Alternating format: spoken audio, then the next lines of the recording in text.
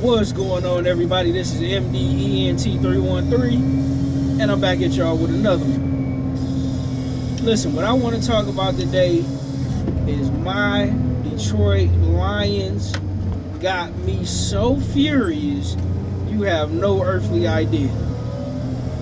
Where do I begin? First off, what in the world is going on with Jared Goff? I'll have you know, I've been advocating for Jared Goff since 2 years ago when we went on that good stretch. We missed the playoffs, but we went on that good stretch all the way to the phenomenal run that we had last year and this year. I've been on the Jared Goff bandwagon so tough that I got on FanDuel this summer and I picked Jared Goff as my MVP and Jahmyr Gibbs as my Offensive Player of the Year. And both of these guys have disappointed me, right? Now, the offensive line is still playing pretty solid. The running game is it's decent. It ain't great, but it ain't terrible. But our passing offense is trash these last two games.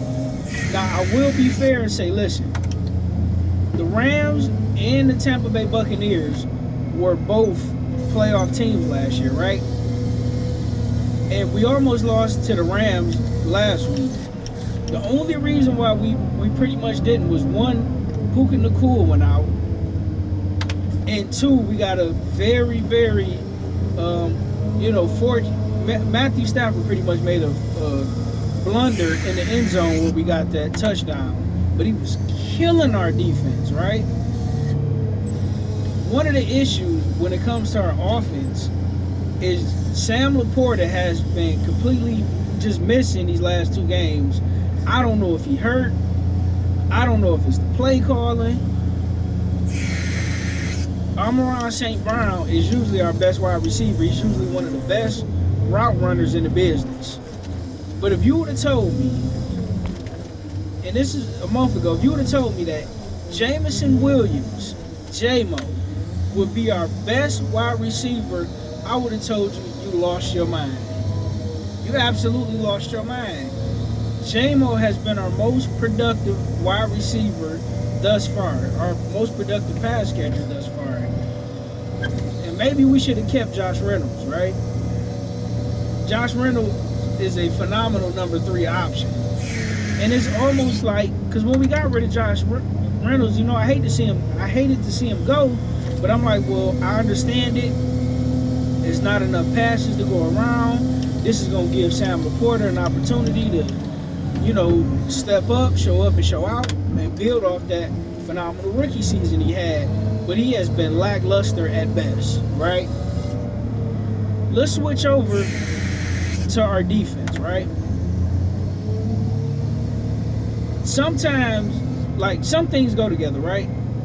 If you got a weak secondary, but if you got a great defensive line, with them constantly getting pressure on a 4-man front, it'll mitigate and kind of hide your flaws on the defense.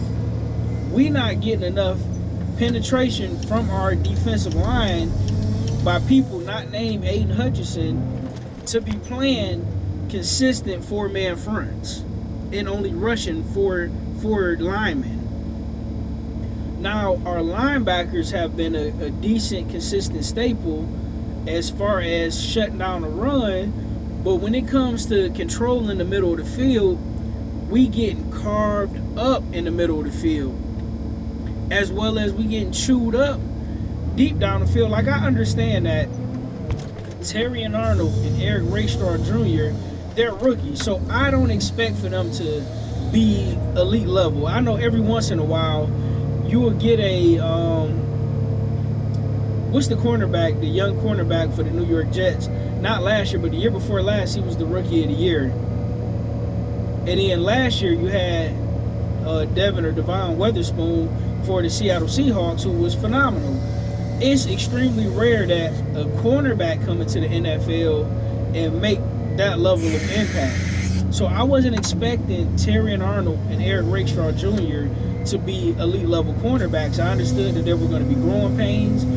I understand that, you know, they're going to get picked on because they're new to the NFL, but they're going to show some good moments and they're going to show some bad moments, right?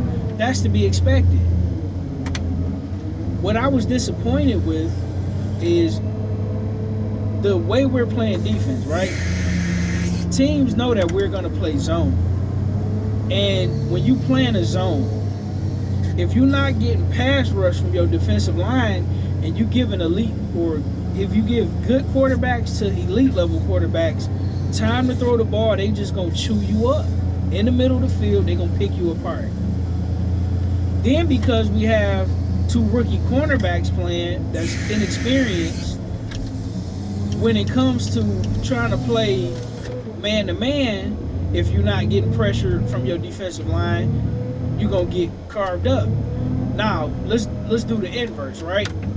If you have a phenomenal secondary, meaning that you got great man-to-man corners who can shut down wide receivers and good safeties to cover up that backfield, you can get away with having a lackluster defensive line.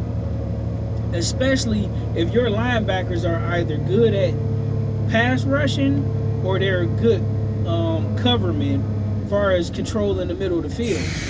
But the Detroit Lions don't have either.